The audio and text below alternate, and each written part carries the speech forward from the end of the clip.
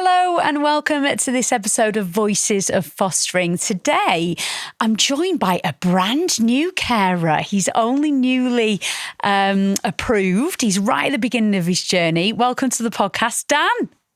Hello. Thank you for having me on, Helen. Hi, Dan. Thank you so much for joining us. So you were approved in January this year, which is not very long ago at all, is it?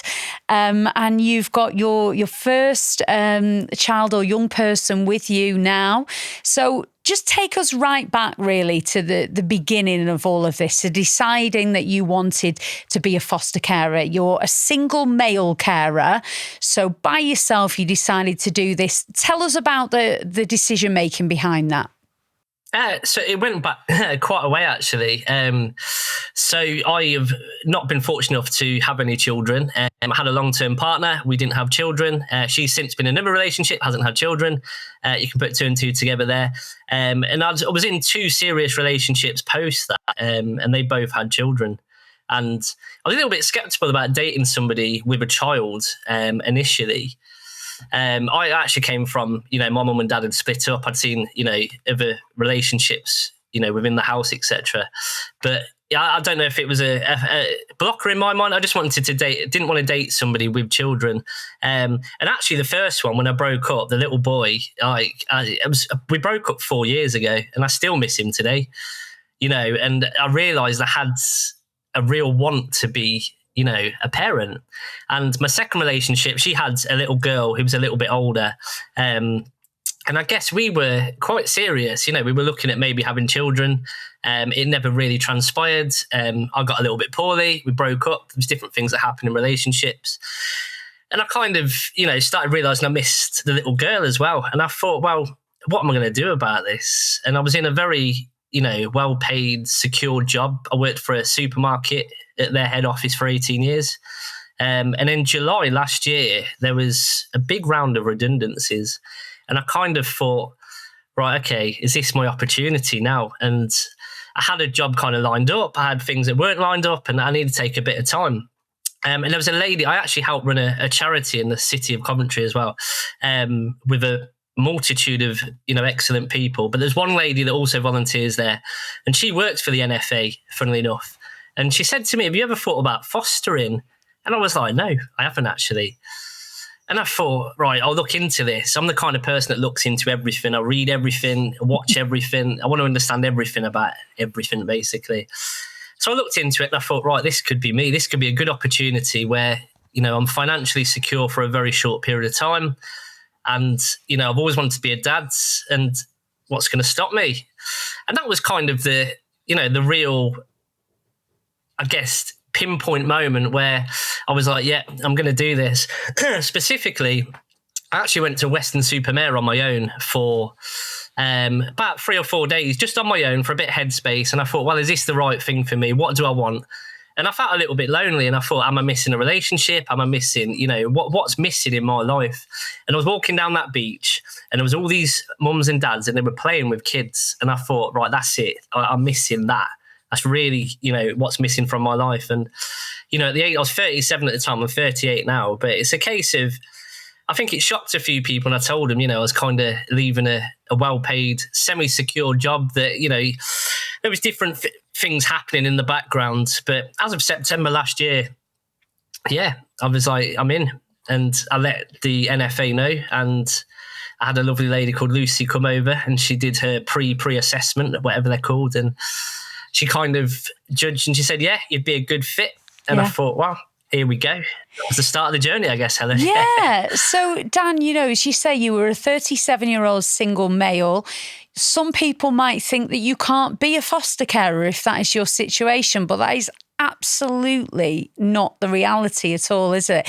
Was there a part of you that thought, will I be able to do this by myself? Are they going to let me? Yeah.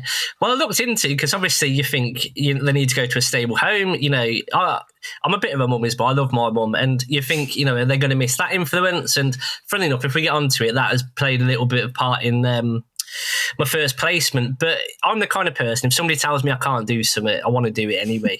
But I think NFA were very encouraging. You know, you read it and they want people that are single. They want people that are from different, diverse backgrounds. You know, I think it's a decision you can't take lightly. And that's whether you're in a couple or you're on your own. You know, you've got to understand everything that you're going into. And I think from an NFA perspective, they just wanted to know, was I suitable? Could I support myself? And was I going to be a good foster parent? I don't think they look at anything further than that.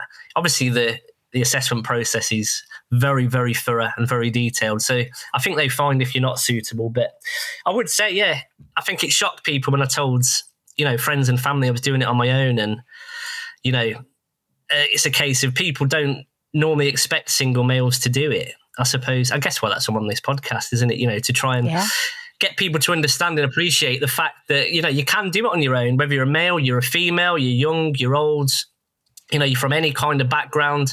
You know, I've been to some of the support network groups and, you know, you see people of different ages, cultures, sexualities, genders, you know, nothing should really stop you. If you're a good person and you're somebody that can, you know, provide a loving home, I don't see why it should stop you. Yeah.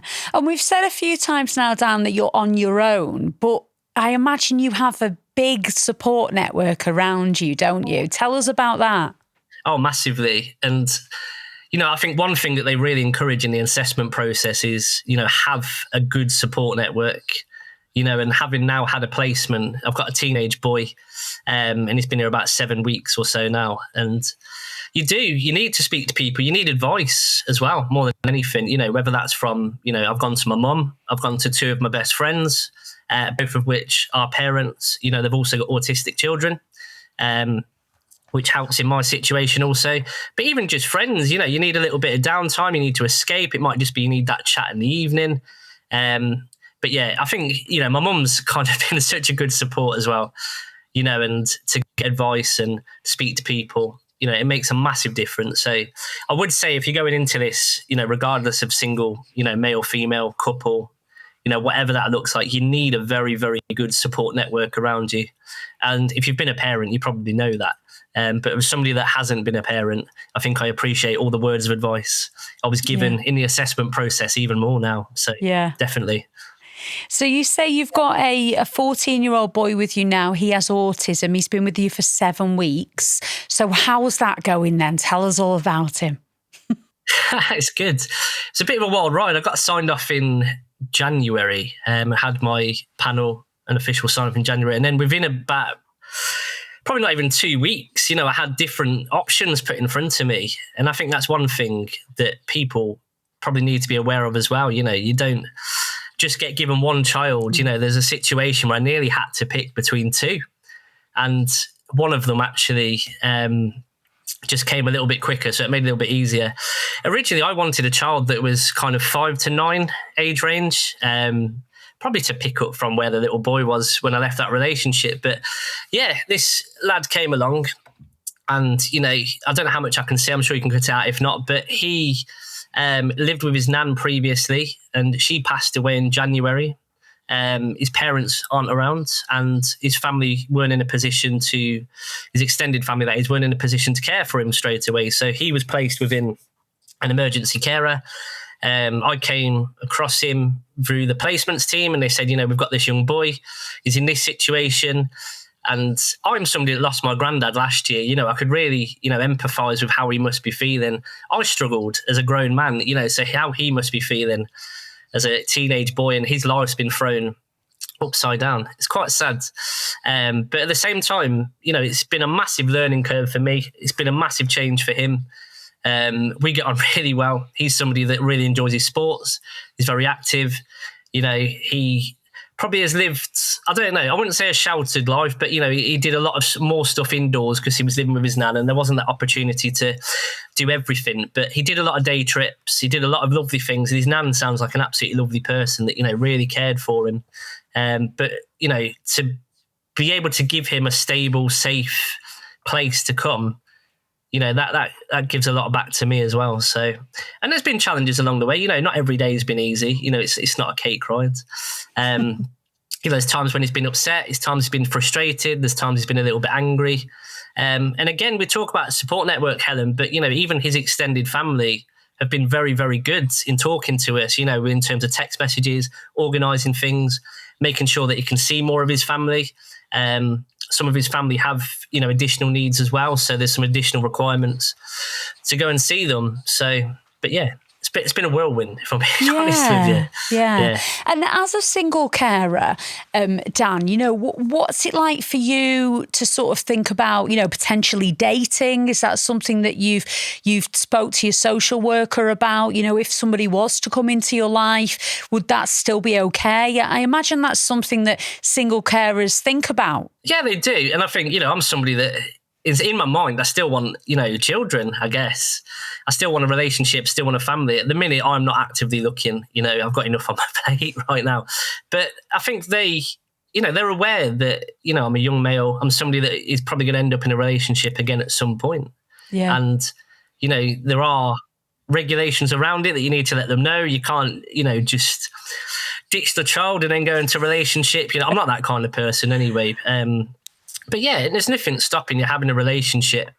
And I think, they encourage you to still go out and meet people and, to do nice things. You've just got to balance it around, now a child. And even though fostering is very different to being a single parent, they do kind of hammer that home in the assessment process. But, if I was a single dad, I would still need to, put the child first and work the relationship around that. And I guess in fostering, you need to take a few extra steps if you did get in a relationship. But for me, it's just not really.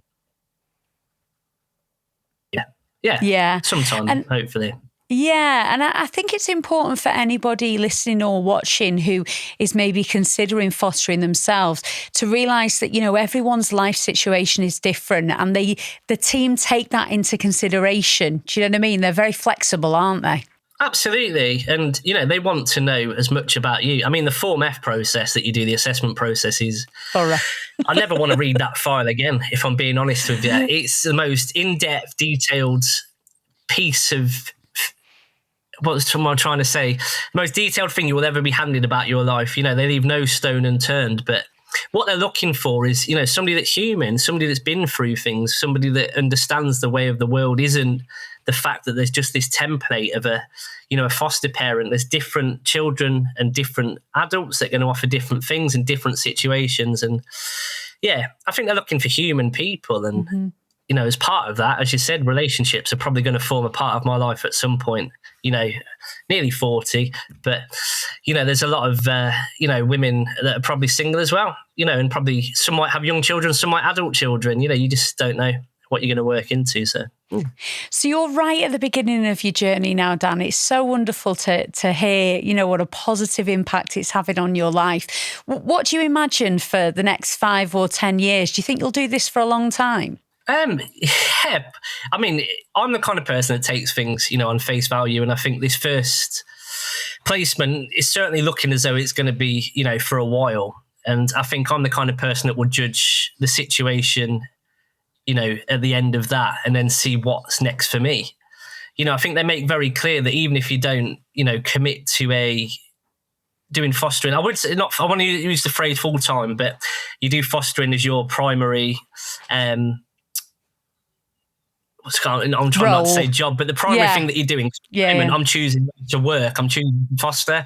I think it'll be a case that, when I finish, being so young, I might be leaving, some good jobs on the table, but there's no reason why you can't do respite. There's no reason why you can't do short term. NFA want to invest in you and want you to be somebody that is available for a long period of time. In the back of my mind, I have this, I want this wall of like 20 children that I've looked after and, I'll be an old man and I'll be like, they'll be all coming to visit me, but the way the world works, you just don't know what's around the corner sometimes, do you, in situations. And, as I've seen with the young boy that I've got, his nan passing away, a family death or something happening can change your opinion. So if I'm being honest, I don't know. But I think my dream would be to have, all these children that come and see me when I'm like 80 years old. And, you've made a positive impact and a real difference in so many, children's and then adults' lives. Yeah. So, yeah. It'd be a nice thought. And Yeah. Dan, I speak to many, many foster carers who are that person who've literally got hundreds of adult children that still come and visit them. And it's just such a rewarding thing to do, isn't it? So I really, really hope that for you. I really do. So best of luck with the future, Dan. It's so lovely to speak to you. And hopefully we can catch up at some point and see how you're getting on. Yeah, come and speak to me in a couple of years and see if I've still got as much hair left. But it's no, it would be good to catch up. Like I said, it's early days, 7-8 weeks, and it's exciting to see what the future might bring. Really, so wonderful. Thank you so much, Dan. Really, really lovely to speak to you. Thank you so much for joining us for another episode of Voices of Fostering. If you'd like to find out more, head online and search National Fostering Group and make this the year you foster.